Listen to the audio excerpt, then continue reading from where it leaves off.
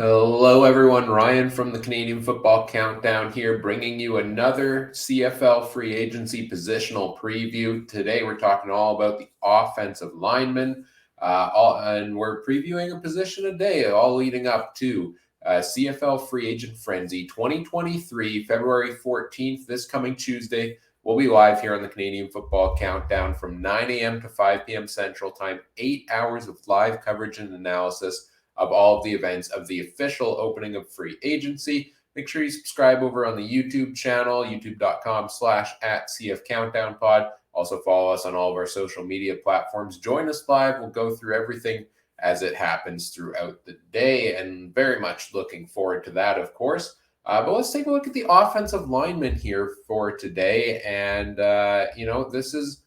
this is a bit harder of a position to go and project because there's not a whole ton of stats available, right? Like we don't get stats like we do for wide receivers or running backs, etc. All we can really go off of when looking at these offensive linemen here are how did their teams do last year against the pass rush. How many games did they play? What their age, rookie status is, and whether or not they're Canadian. So let's dive in and take a look at where teams are at the offensive line position currently. So let's start with the BC Lions. We'll go in alphabetical order here. The Lions have already made a couple of moves this offseason. They re-signed Suk Chung through it for an additional year here.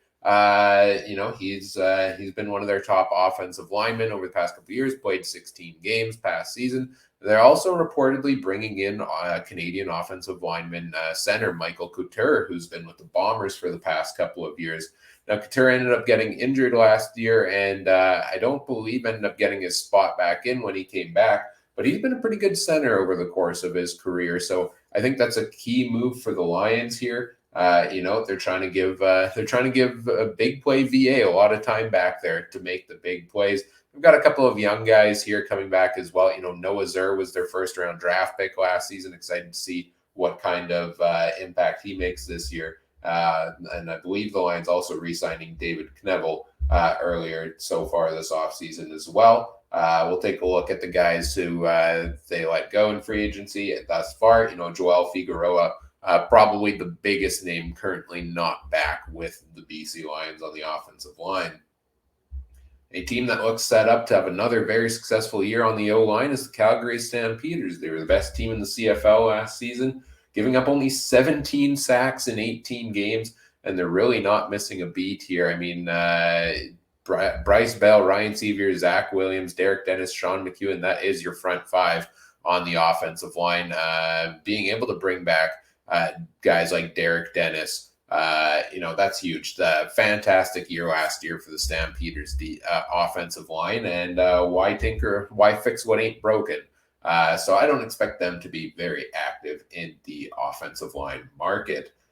The Edmonton Elks had a bit more of a difficult year on the O-line last year, giving up 53 sacks, which was the second worst in the CFL. They've gone and made all the big splashes at wide receiver so far with pending moves in free agency. They've got Taylor Cornelius, likely to be the starter again this year at quarterback. If they can give him more time to find those wide receivers, that's going to be key to shore up the offensive line. I think is a position they need to focus on this season. They've had some seemingly good pieces there. David Foucault, Jesse Gibbon, Mark Corte was made the highest paid offensive lineman in the CFL last season. Before now Drew Desjardins has taken that over for the Red Blacks. But those are some really strong pieces to build around. I think this is a team that could go out and add another piece or two in free agency this offseason. The Hamilton Tiger Cats last year giving up on the lower end 36 sacks, fourth best in the CFL. Bo Levi Mitchell's coming in. He's not the most mobile quarterback. That's obviously known that he's had some injury issues. If the Ticats are going to load up here and rely on Bo Levi Mitchell over the next couple of years, you have to make sure the offensive line is good. And I think it's pretty solid here for them. They've got most of their team coming back from last season.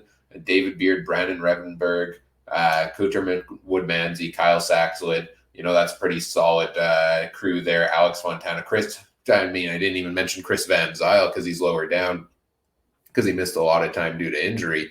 Yeah, he's 39 years of age, but he's still one of the top offensive linemen in the CFL when he's healthy. So I think the Ticats are a team we're not going to see do too much at the offensive line position, if I had to guess, unless there is a big fish out there that they really want to shore things up for Bo Levi Mitchell. But I think with the part of the crew they have here, if they can develop a strong offensive game plan to use the run game better, take some pressure off of Bo that way, I think there is potential for success there.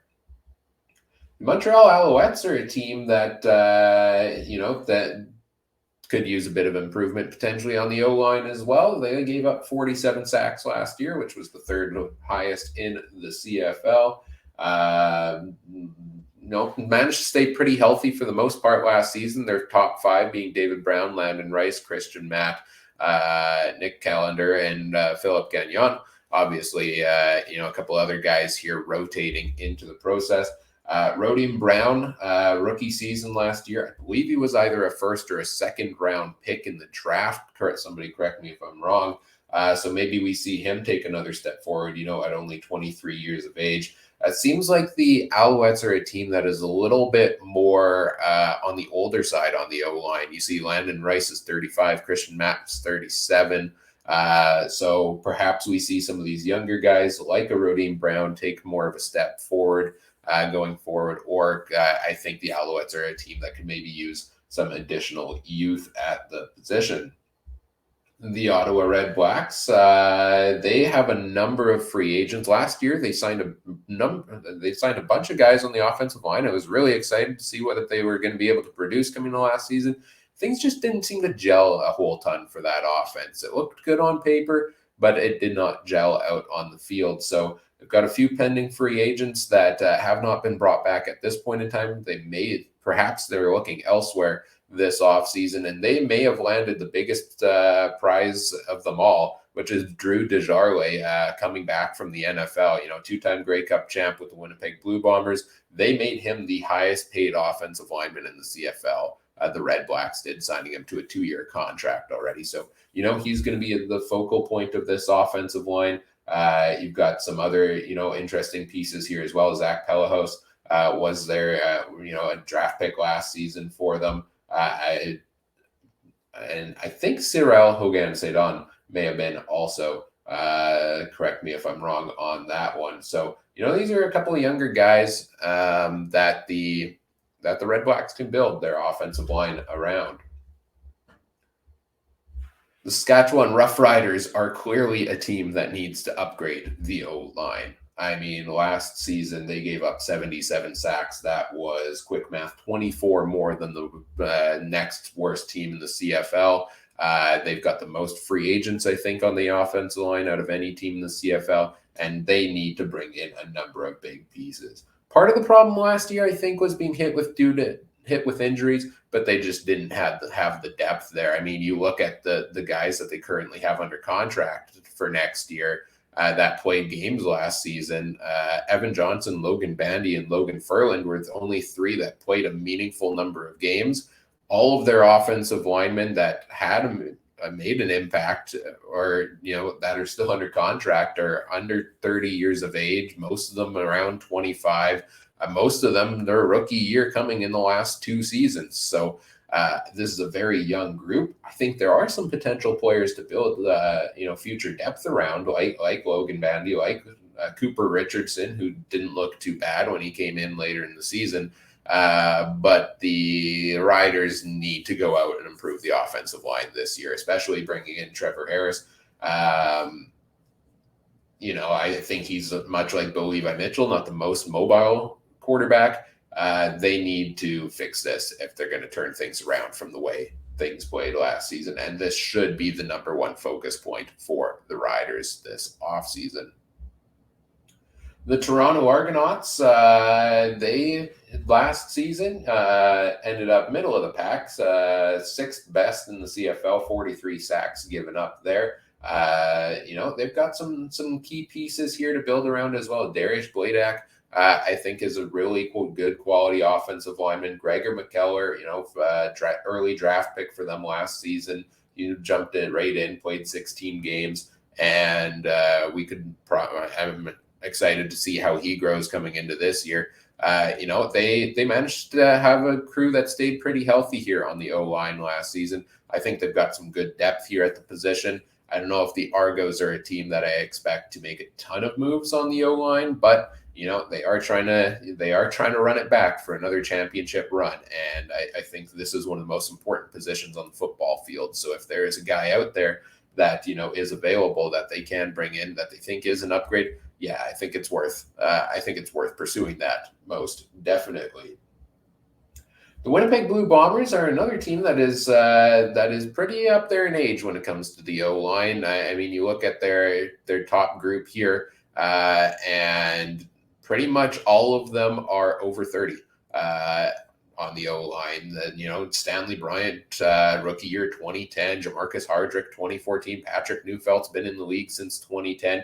It's an aging crew, but it's a crew that continues to get it done. The Bombers having the second best in the CFL at only giving up 29 sacks last season. You expect there's going to be a decline due to age at some point. I don't know if we've quite hit there yet. Maybe it's coming this season. Maybe it's coming next season. But I think they've got a couple of good pieces coming in as well that will be able to step in for those veterans when the time comes. Jeff Gray as an offensive lineman, they're obviously excited about, looking to probably give him more of a role. I mean, they did last year already with 18 games played there for him. Liam Dobson, rookie year last year. He's another young guy. CFL official stats that I pulled this info from didn't have his birth date listed in there, but he's a young player as well. Rookie year in 2022. So I think there are some good pieces to build around here. The Bombers have mainly focused on bringing back their own guys. They did lose Michael Couture to free agency, but Chris Kolonkowski did pretty good filling in at center last year. So I don't expect the Bombers to be a team very active at the O-line position. Now let's take a look at the free agents available here. There is a number of them still left out on the board. Most notable ones here at the top, I would say Joel Figueroa. I mean, rookie year 2013, he's been in the league. He's been one of the top offensive linemen for quite some time. Justin Lawrence from Toronto, he is a top tier offensive lineman in CFL, a good Canadian offensive lineman, only 27 years of age. I think he is going to be one of the top pieces pursued there. Darius Sirocco is a guy that I have my eye on here. Ottawa brought him in last year as part of overhauling their offensive line, and the big things were expected from him. And I think he is still a very good quality offensive lineman here. So there is the potential for bringing in pieces. I mean, we could go through and talk about all of these names on the list. Again, there isn't a whole lot I can say about them at an individual perspective, from a stats perspective here, which is what drives a lot of, what we talk about here as well. But, we can take a look at, let's sort it by age here. You can see, you've got a couple of these younger pieces. If you're looking for, maybe some future potential, bring it a lot of these guys are very good now as well, but guys that can stick around for a long time. Or if you have a younger offensive line and you're looking for, some future or some veteran presence on there, you've got guys like Philip Blake. You've got guys like Dan Clark. He's been in the league since 2011. Brendan Labatt, if he does come back and play this season, I believe he didn't play last year for the Riders. Figueroa, Colin Kelly, Randy Richards, Hunter Stewart, Josiah St. John, Combre Williams, back when he was with Calgary, was one of the top O-linemen in the league. There was rumors that maybe he's retiring this year. Nothing's officially filed with the CFL yet, so we'll see if he actually becomes a free agent possibility for teams here. But there are a number of men here on the offensive line where, if you're a team looking to make a splash, looking to upgrade that position, I think there are definitely some options available to you there. So that's where we're at the offensive line position here for all of the teams in the CFL heading into free agency. Again, it officially opens this coming Tuesday, February 14th. Join us live for the big free agent frenzy show. We'll talk about all of the signings at the O-line position, every position, obviously, as they come down. 8 hours, 9 to 5. Join us on the YouTube page, Facebook, Twitter, Twitch also, and at the Game Time TV YouTube page, thanks to our presenting sponsor there. So make sure you subscribe and follow on all the platforms. Join us. We'll have a live chat going all day. Come and feel free to jump in, share your thoughts there as well. And also in the video comments section, let us know what you think about your team at offensive line and where you see some of these top players landing as well. Stay tuned for more positional previews. Next up will be the defensive line, and then we'll take a look at the rest of the defense over the next couple of days as well. Plenty of free agency content to come here on the Canadian Football Countdown.